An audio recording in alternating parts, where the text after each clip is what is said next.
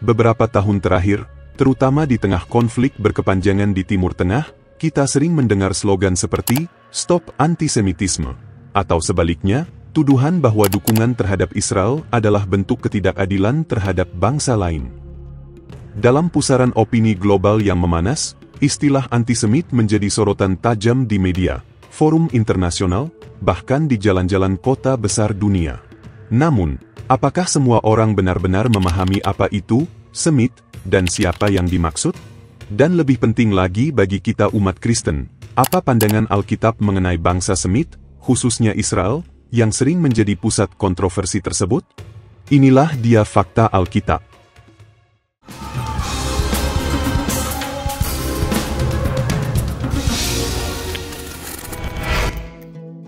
Siapa bangsa Semit menurut Alkitab?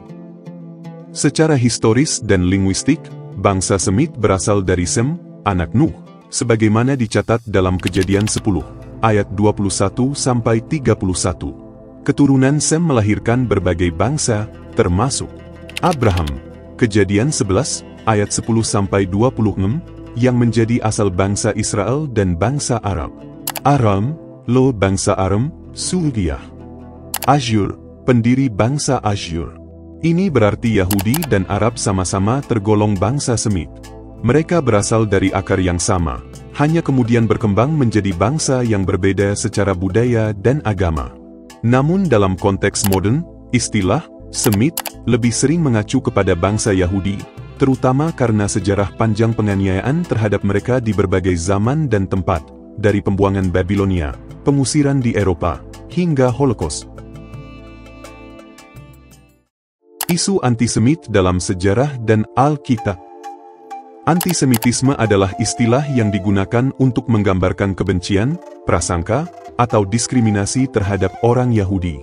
Meski secara teknis, Semit bisa mencakup juga Arab, istilah antisemit secara umum dan historis merujuk hanya pada Yahudi. Antisemitisme bukan fenomena baru. Dalam Alkitab, kita menemukan banyak contoh kebencian terhadap bangsa Israel, baik secara politis maupun rohani. Contohnya, di zaman Ester, Haman merancang pemusnahan seluruh bangsa Yahudi. Ester 3, ayat 6.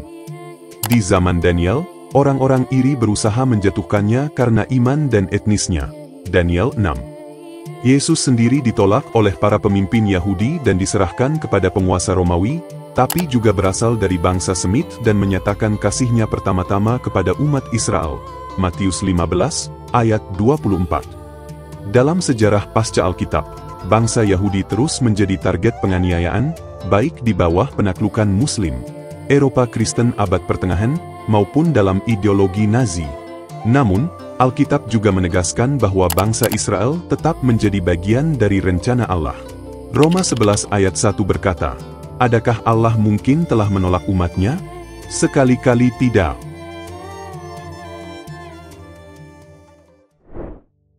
Melihat konflik Israel dari kacamata iman Kristen. Ketika dunia menyaksikan konflik modern antara Israel dan pihak lain, seperti Palestina, banyak suara menuduh bahwa dukungan terhadap Israel adalah bentuk ketidakadilan. Tapi ada pula yang menuduh siapapun yang mengkritik Israel sebagai antisemit. Sebagai orang Kristen, kita perlu membedakan antara kebijakan negara dan identitas rohani bangsa Israel. Kita boleh bersikap adil terhadap konflik dan mendoakan perdamaian, tapi kita juga perlu memahami bahwa Alkitab memiliki pandangan khusus tentang Israel, seperti dalam Kejadian 12 ayat 2-3, di mana Allah membuat perjanjian dengan Abraham dan keturunannya. Dalam perjanjian baru Paulus berkata bahwa mereka atau orang Israel tetap dikasihi karena nenek moyang mereka.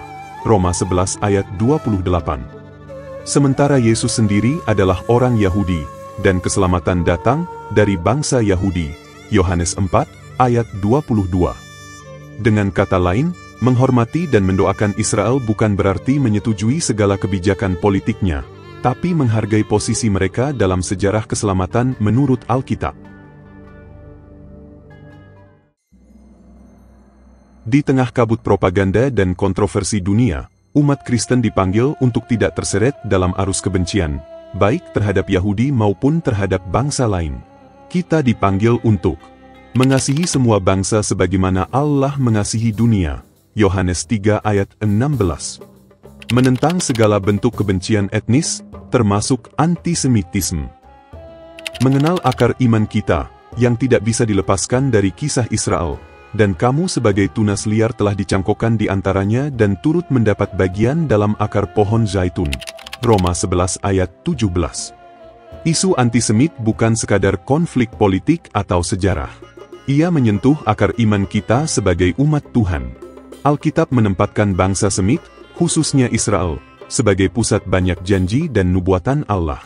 Dari mereka lahir para nabi, kitab-kitab suci, dan bahkan juru selamat kita, Yesus Kristus.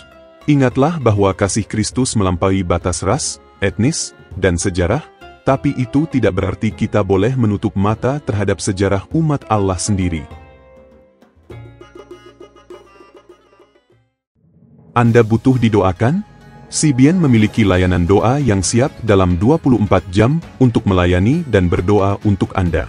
Mari hubungi layanan doa CBN di nomor 082215002424. Demikian fakta Alkitab hari ini. Tuhan Yesus memberkati.